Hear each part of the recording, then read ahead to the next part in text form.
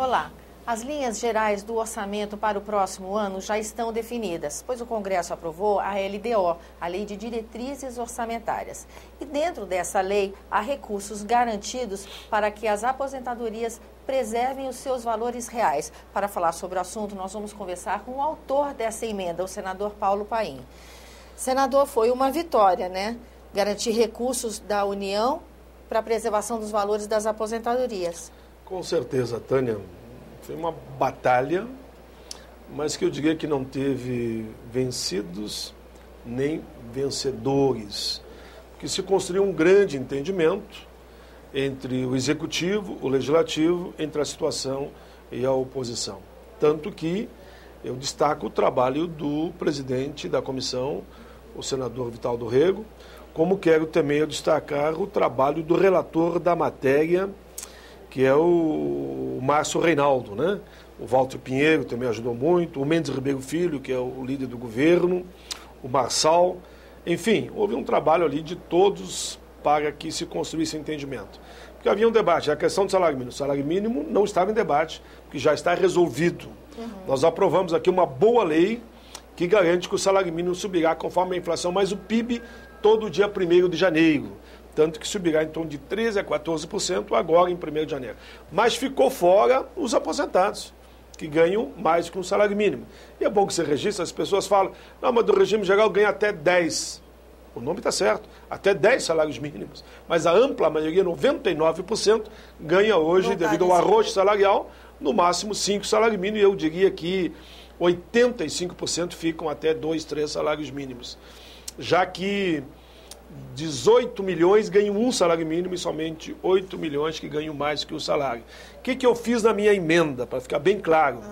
Eu garanti nessa emenda, na Lei de Diretriz Orçamentária, que o orçamento que vai ser votado até o fim do ano tem que reservar recursos para que os aposentados que ganham mais que o mínimo, quero repetir, porque o salário mínimo já conseguiu a inflação, mas o PIB tenha também reajuste real, ou seja, acima da inflação. Como é que se dará essa negociação? Se dará envolvendo o Executivo, o Legislativo, as centrais sindicais, Confederação e as entidades dos aposentados, como, por exemplo, a COBAP. Pois é, uma pergunta que eu tenho para o senhor é o seguinte, a gente tem um problema na elaboração do orçamento, que nem sempre o que foi planejado aqui é executado quando vai para o Executivo. Então, o que o senhor assegurou, são recursos para garantir uma política de preservação das aposentadorias. Isso. Agora começa uma batalha para que essa política aconteça? Exatamente.